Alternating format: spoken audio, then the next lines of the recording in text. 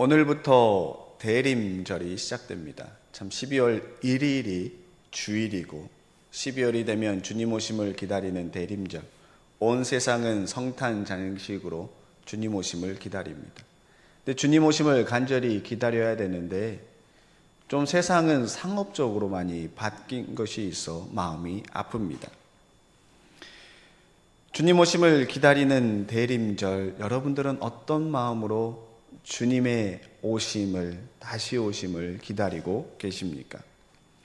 누군가를 기다린다라는 것은 그 기다리는 대상이 나에게 어떤 의미가 있느냐에 따라서 그 간절함이 더 크고 때로는 오거나 말거나 하는 경우도 있습니다.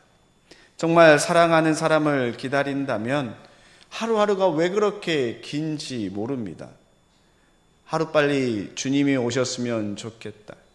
내 사모하는 주님이 오셔서 주의 나라 거하면 좋겠다라고 기다리는 분들도 계실 것이고, 지은 죄가 많으면 아이고 주님, 내가 다 회개하기 전까지는 조금만 있다 오셨으면 좋겠습니다. 지금 오면 내가 주님 나라 못 갈 것 같은데 라고 이야기하시는 분들도 있을지 모릅니다. 쉽게 생각하면 이런 겁니다. 어린 자녀들, 저도 어렸을 때의 경험이 그럽니다. 저녁에 아버지가 들어올 때마다 늘 맛있는 걸 사가지고 오면 간절하게 기다립니다. 어떻게 기다립니까? 오늘은 뭘 사가지고 오시려나? 오늘은 또 어떤 걸 주시려나 기다리게 됩니다. 그런데 집에서 놀다가 장난치다가 아버지께서 소중하게 여기는 물건을 망가뜨렸습니다. 그러면 어떠합니까? 아이고 오늘 아버지 오면 혼나겠다. 조금 늦게 오면 좋겠는데 그러다가 오셨는데 그걸 보시고 아무 말 하지 않으시고 그럴 수도 있지 라고 용서해 주시면 또 그 마음에 기쁨이 넘치는 걸 보게 됩니다. 기다림의 대상이 누구냐, 나와 어떤 관계에 있느냐에 따라 우리의 간절함이 달라지는 겁니다. 매년 12월은 어김없이 다가옵니다. 매년 성탄절은 어김없이 다가옵니다. 매년 찾아오는 절기이기에 그래 또 주님 오시는 날이야, 또 대림절이야, 성탄절이야 라고 별 감흥 없이 기다리고 계십니까? 아니면 12월이 돼서 올 한 해 내가 주님을 얼마나 사모했고 주님 오심을 얼마나 간절히 기다리고 있는지 내 신앙을 한번 되돌아보고 내년에는 조금 더 주님과 가까이 보내야겠다라고 다짐하는 대림절이 되기를 소망합니다. 무언가 처음을 시작할 때는 설렘과 기대감이 있습니다. 하지만 시간이 지나면서 그 설렘과 기대감은 사라지고 안일함과 무뎌짐이 삶을 지배하게 됩니다. 직장 생활도 그러합니다. 내가 처음 직장을 가졌을 때 첫 출근을 너무나 기대하고 내가 이 직장을 통해서 하시고자 하는 수많은 일들을 기대하며 나아가지만 직장 생활이 1년, 2년, 5년, 10년이 지나면 어떠합니까? 일상의 반복이고 무뎌지는 겁니다. 신앙생활도 그러합니다. 예수님을 만나 구원받은 그 은혜의 기쁨이 너무나 크고 세례받은 그 감격이 너무나 크면 주님의 전을 사모하며 달려나와 기도합니다. 주님의 전 나와 기도하는 시간이 전혀 아깝지 않고 주님을 찬양하고 말씀 읽는 시간이 너무나 행복했던 때가 있습니다. 그런데 시간이 지나면서 그 감격은 사라지고 무뎌지고 안일함이 자리를 잡게 됩니다. 그리고 분주함으로 인하여 주님을 만나는 시간들이 줄어들게 됩니다. 주님을 향한 갈망이 사라지면서 세상과 구별되지 않은 삶, 이것도 저것도 아닌 요한계시록에서 이야기하는 뜨겁지도 아니하고 차갑지도 아니하는 모습이 우리의 모습은 아닌지 되돌아봅니다.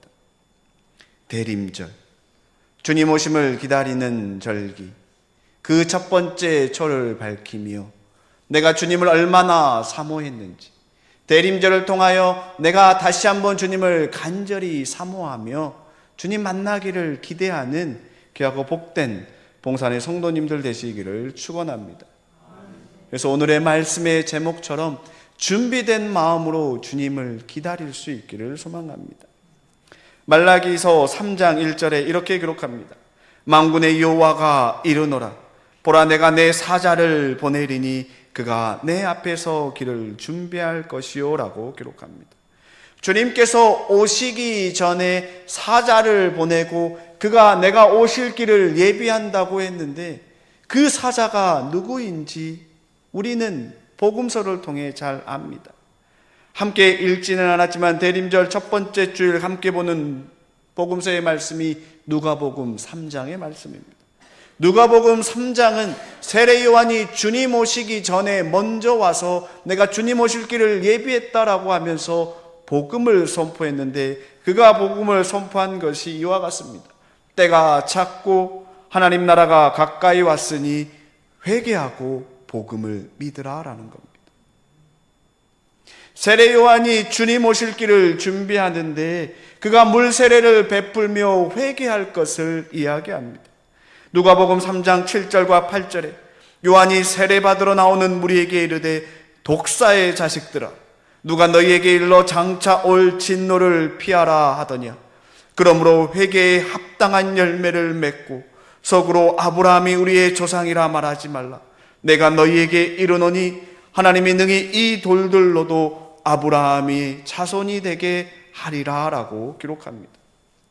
세례 요한이 회개할 걸 선포하는데 그냥 물로 받는 세례가 아니라 행함이 있는 회개를 하라는 겁니다.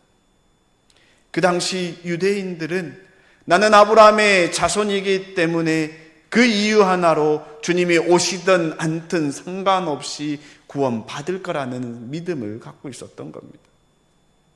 오늘날 내가 주님을 믿지 아니하고 영접하지 아니했는데 내 아버지가 믿었기에 내가 구원 받을 거다라고 생각하는 것과 같습니다.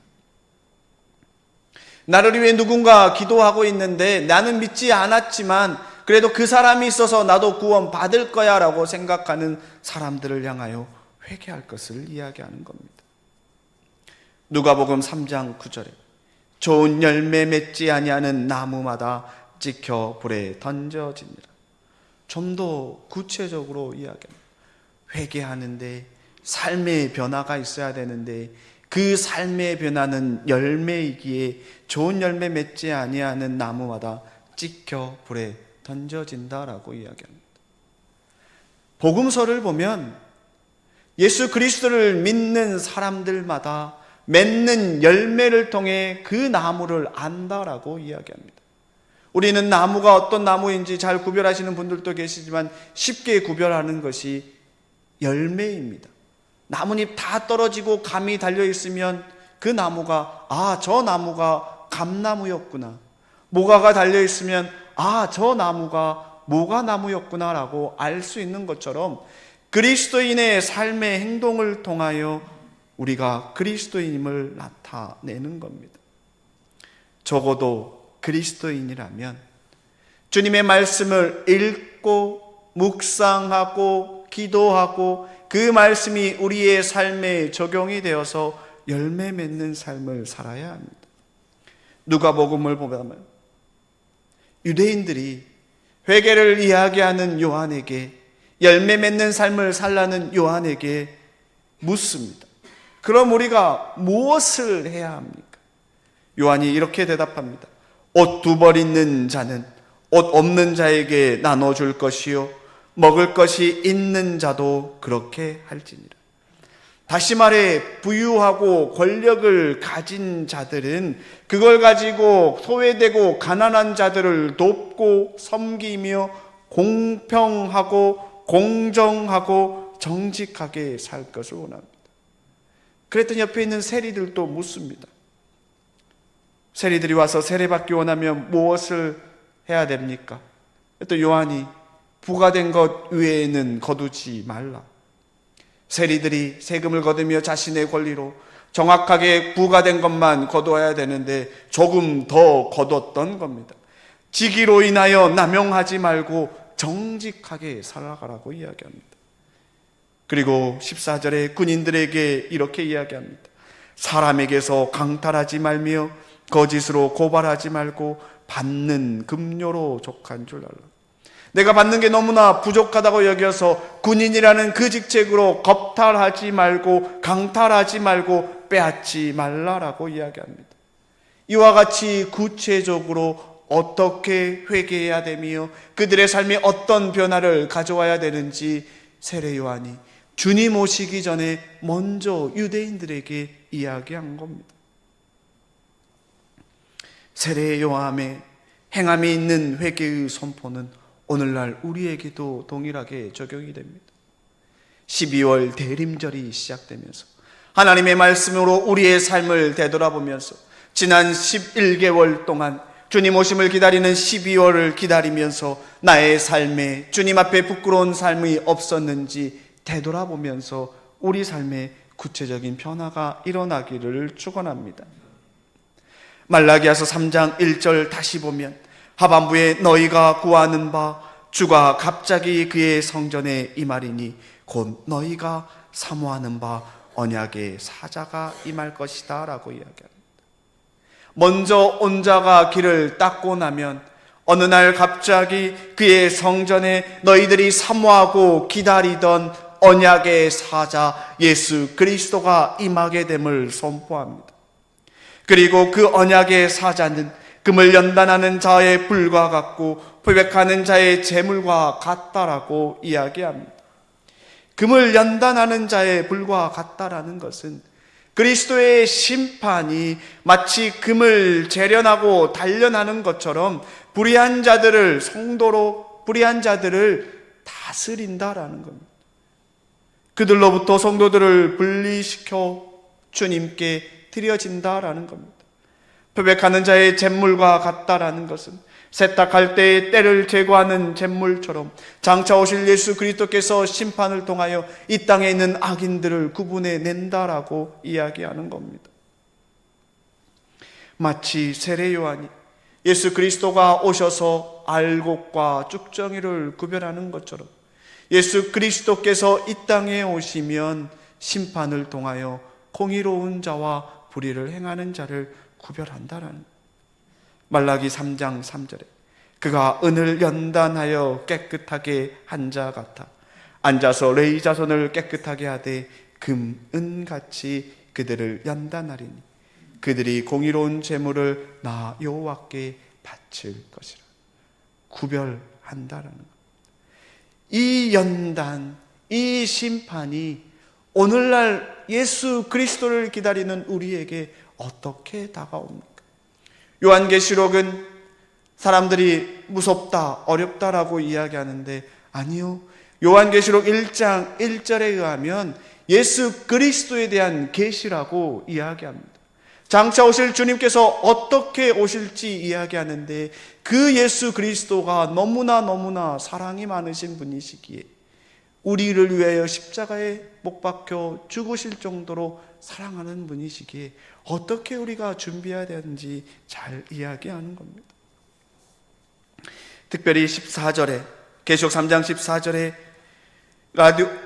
라오디게아 교회의 사자에게 편지하라.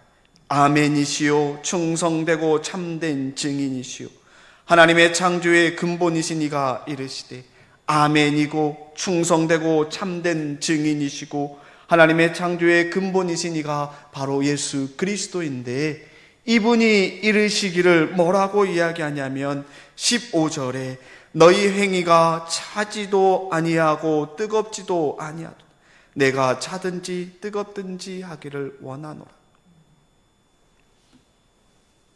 차다라는 것은 냉정함을 이야기합니다. 뜨겁다라는 것은 열정적인 걸 이야기합니다. 냉정하든지 뜨겁든지 무엇에 대해 냉정해야 되고 무엇에 대해 뜨거워야겠습니까? 세상을 향하여 냉정하게 끊을 줄 알아야 하고 하나님을 향하여 뜨거운 열정으로 주님을 바라보아야 합니다. 그런데 차갑지도 뜨겁지도 않다라는 것은 둘 중에 어느 것 하나 명확하게 구별하지 아니하고 양쪽에 발을 걸쳐서 세상과 교회 안에 이도 저도 어떻게 보면 둘 다 취하는 거고 어떻게 보면 이도저도 아닌 것이라는 겁니다. 예를 들어서 여러분들이 커피를 마실 때 이 앞에도 커피집이 있지만 아메리카노를 시켰을 때 어떻게 시킵니까? 뜨거운 아메리카노를 주시든지 아니면 아이스 아메리카노, 차가운 아메리카노를 달라고 이야기하지. 나는 뜨겁지도 차지도 않은 미지근한 아메리카노를 달라고 주문하는 분은 한 사람도 없습니다. 왜냐하면 이 맛도 저 맛도 아니기 때문입니다. 다시 말해 우리가 예수 그리스도를 사랑한다고 이야기하면서 세상 문화와 풍습을 좋아해서는 아니 된다라는 겁니다. 차갑지도 뜨겁지도 않은 것은 적당히 교회 안에만 있으면서 세상에서 누릴 걸 다 누린다라는 겁니다. 이스라엘 백성을 보면 이와 같은 모습들이 있었습니다. 이집트를 나올 때 10가지 재앙을 통하여 주님께서 뜨겁게 그들을 살아계시고 사랑하고 살아계심을 보았는데 그들이 광야 생활을 하면서 너무나 불편하다고 원망합니다. 홍해를 가르신 하나님의 역사를 생생하게 목격했지만 길이 막힌 것으로 인하여 그들은 마음을 상해했습니다. 만나를 매일 내려주시는 은혜를 경험했지만 이집트에서 먹었던 고기를 여전히 상상했습니다. 가나안 땅에 기름지고 살기 좋은 모습을 주님께서 정탐을 통하여 보여줬지만 그곳에 사는 자들이 기골이 장대해서 이스라엘 백성은 그들에게 비하면 너무나 작은 존재이기에 갈 수 없다 불평했습니다. 다시 말해 예수님을 믿고 싶은데 내가 세상에 너무나 바빠서 일하고 천천히 믿겠습니다. 예수님은 너무나 좋은 분인 걸 잘 아는데 교회 사람들이 너무나 마음에 들지 않아 갈 수가 없다라고 이야기합니다. 우리는 둘 다 사랑할 수 없습니다. 예수님을 사랑하고 세상을 미워해야 합니다. 예수님은 이 라오디게아 교회의 문제, 뜨겁지도 차지도 아니하는 문제를 해결하기 위해 3가지 방법을 제시하는데 16절과 17절이 첫 번째입니다. 내가 이같이 미지근하여 뜨겁지도 아니하고 차지도 아니하니 내 입에서 너를 토하여 버리리라. 성도들에게 무엇이 잘못되었는지 가르쳐 주시고 경고하시는데 진리가 아닌 것을 분명하게 구분하라는 겁니다. 진리와 진리가 아닌 것을 분명하게 구별하고 미지근한 신앙생활하지 아니하고 분명하게 뜨겁고 세상을 향하여 찬 냉정한 신앙생활을 하라는 겁니다. 내 입에서 토하야 한다라는 것은 내 입은 교회를 의미하고 토한다라는 것은 내쫓으신다라는 의미입니다. 예수님은 교회 안에 거하면서 안심하고 있는 미지근한 이들, 양다리를 걸치고 있는 이들 향하여 선포합니다. 하나님을 뜨겁게 섬기고 세상을 주인으로 섬기기 위해 예수님을 하나님이라 고백하지 말라는 겁니다. 세상이 좋으면 세상을 나가 세상이 주님이라고 이야기하라는 겁니다. 주님은, 하나님은 창조주 하나님입니다. 피조물의 눈치를 보실 필요가 없습니다. 우리의 모든 생각과 우리의 심령 속의 모든 것을 알고 계십니다. 뜨거운 물은 시간이 지나면 미지근해집니다. 차가운 물도 시간이 지나면 그 차가움이 약해져 미지근해집니다. 얼음물 뜨거운 여름에 밖에 내다놓으면 미지근해집니다. 아무리 은혜를 넘치도록 우리가 받는다 할지라도 시간이 지나면 예전으로 돌아갑니다. 우리는 세상의 것을 냉정하게 끊고 돌아서서 하나님을 향하여 뜨거운 마음으로 달려갈 수 있도록 늘 회개할 것을 주님께서 이야기하고 계십니다. 회개하고 돌아오라. 그래서 세례 요한이 주님 오시기 전에 회개할 것을 선포한 것입니다. 그리고 18절에 내가 너를 권하노니 내게서 불로 연단한 금을 사서 부요하게 하고 흰옷을 사서 입어 벌거벗은 수치를 보이지 않게 하고 언약을 사서 눈에 발라보게 하라. 예수님은 미지근한 자들을 주님 앞으로 돌이키십니다. 금은 불로 연단하면 연단할수록 그 순도가 높아집니다. 처음 금 원석을 보면 이게 금이야? 할 정도로 좋아 보이지 않습니다. 가치가 없어 보입니다. 하지만 반복해서 단련하고 금물 불로 단련하면 할수록 그 가치가 뛰어나게 되는 겁니다. 예수님은 세상의 부유함을 추구하는 자들을 불러서 불같이 징계하십니다. 성도가 돈으로 성공하려고 하면 사기를 당하여 한꺼번에 잃어버리게 하시고, 성도가 사람을 너무나 좋아하면 배신을 당하여 외롭게 만드십니다. 그러면 우리에게 왜 그와 같은 어려움을 주실 때 우리는 무엇을 해야 하는 걸까? 18절에 사서라는 단어가 계속해서 나옵니다. 여기서 사서는 경제활동을 뜻하지 않고 수고하라는 말씀입니다. 무엇을 수고해야 합니까?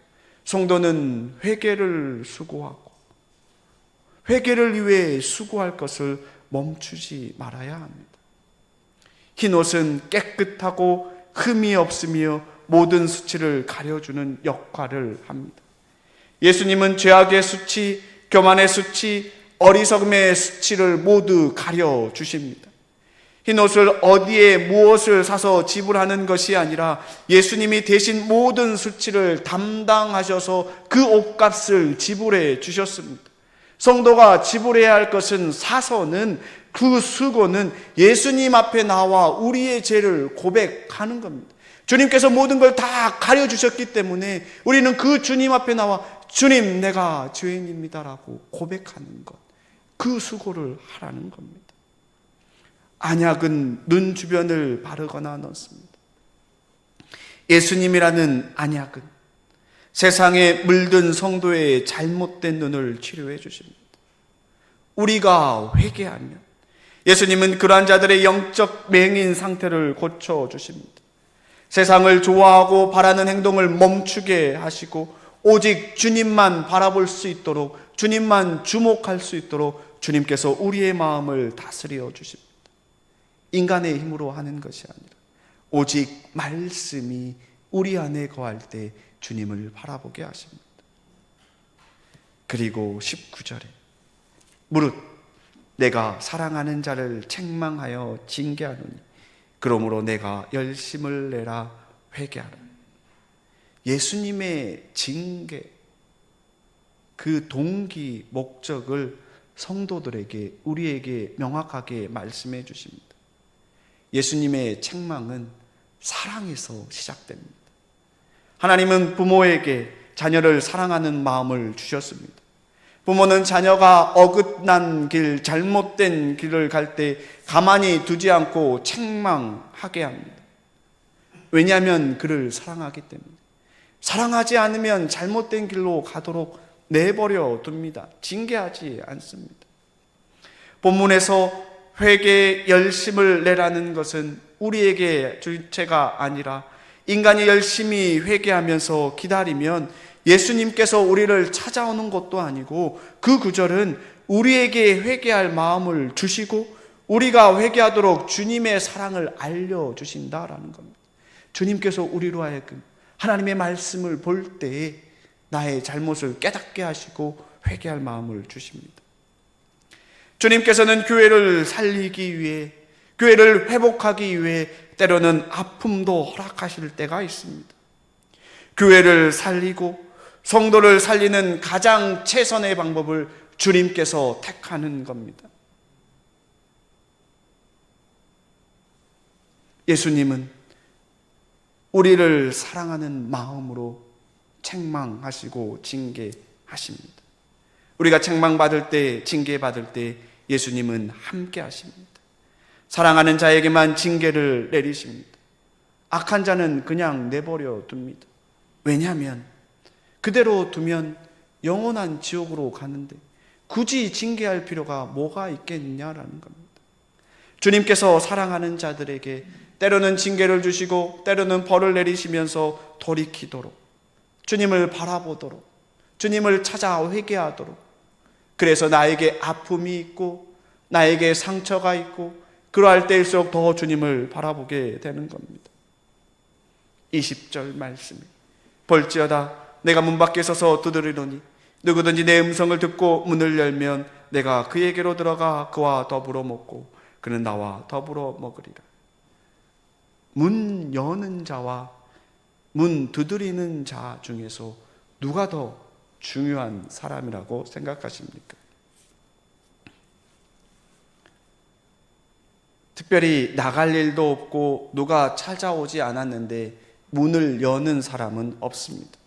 목적이 있을 때 문을 엽니다. 사람에게 상처받은 사람은 마음을 닫고 살아갑니다. 그는 스스로 자신의 마음의 문을 열고 다른 사람에게 다가가지 않습니다.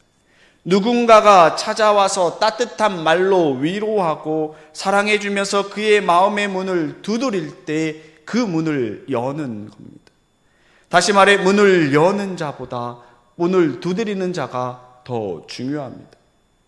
예수님께서는 굳게 닫힌 성도들의 마음의 문을 두드리고 계십니다. 예수님은 두드리는 행동만 하지 않고 음성도 들려주십니다. 예수님은 회개하라는 음성과 함께 우리의 마음의 문을 두드리고 계십니다.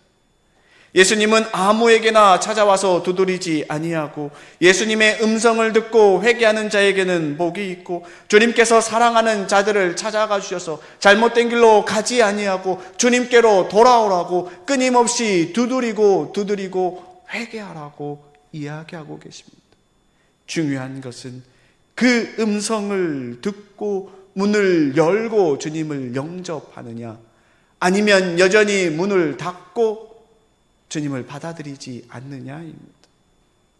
문을 열 때 주님께서 우리 안에 들어와 주님과 동거하게 되는 겁니다. 사랑하는 성도 여러분, 우리가 살아가는 이 세상은 영적 전쟁터입니다. 예수님의 음성에 귀를 기울이는 성도는 살고 예수님의 음성에 귀를 기울이지 않는 성도는 죽을 수밖에 없습니다. 예수님의 음성에 귀를 기울이는 교회는 살고 예수님의 음성에 귀를 기울이지 않는 교회는 죽을 수밖에 없습니다. 아무리 재정이 많다 할지라도 예수님께서 가난하다 평가하면 가난한 것이고, 아무리 작고 연약해도 예수님께서 부유하다라고 평가하시면 그 삶이 부유한 것입니다. 예수님은 귀 있는 자들에게 들려주십니다. 요한계시록 3장 22절에 귀 있는 자는 성령이 교회들에게 하시는 말씀을 들을지어다. 주님의 음성을 듣고 주님 앞에 달려가는 저와 여러분들이 되시기를 축원합니다. 주님 오심을 기다리는 대림절, 주님은 끊임없이 우리의 문을 두드리고 계십니다. 그리고 우리에게 말씀하십니다. 회개하라. 너희의 지난 잘못을 회개하고 너희들의 지난 과오를 회개하며 주님을 바라보라. 그때 주님께서 우리가 마음을 문을 열 때 주님께서 우리 안에 들어와 함께 하시고 위로해 주실 줄로 믿습니다. 말라기야서 3장 6절과 7절에 이렇게 기록합니다. 나 여호와는 변하지 아니하나니 그러므로 야곱의 자손들아 너희가 소멸되지 아니하노로다. 만군의 여호와가 이르노라. 너희 조상들의 날로부터 너희가 나의 규례를 떠나 지키지 아니하였도다. 그런즉 내게로 돌아오라. 그리하면 나도 너희에게 돌아가리라 하였더니. 주님께서는 우리의 모든 걸 알고 계십니다. 뜨겁지도 아니하고 차갑지도 아니하는 우리의 모습도 알고 계십니다. 알고 계시는데 알기에 그냥 이렇게 살렵니다가 아니라 그걸 깨닫게 하신 분도 주님이시기에 주님, 이제는 세상에 좀 더 냉정하고 이제는 좀 더 주님 말씀대로 살기를 소망합니다. 그 마음을 우리에게 주시는 겁니다. 그러면 우리는 그 마음을 가지고 조금 더 기도하고 좀 더 말씀을 읽고 그 말씀대로 살려고 노력해야 됩니다. 그것이 마음 문을 여는 것이고 주님이 우리 안에 들어오는 것이고, 세례 요한이 먼저 와서 회개하라고 선포한 것, 그냥 입술로만 회개하는 것이 아니라 구체적으로 어떠한 삶을 살아야 할지 이야기해 줬던 것처럼 우리의 삶의 변화가 조금씩 일어나야 하는 것. 내 자녀들을 위해 기도하고, 몸된 교회를 위해 기도하고, 우리 교회가 속한 봉산 문화거리와 이 지역을 위해 기도하고, 특별히 한국교회가 무너져가는 이 시대에 주님께서 사랑하는 봉산교회의 회복을 통하여 한국교회를 회복시켜 주시고, 주님께서 우리의 울부짖음 가운데 들어 응답해 달라고 더 기도하는 봉산의 성도님들 되시기를 주님의 이름으로 축원합니다.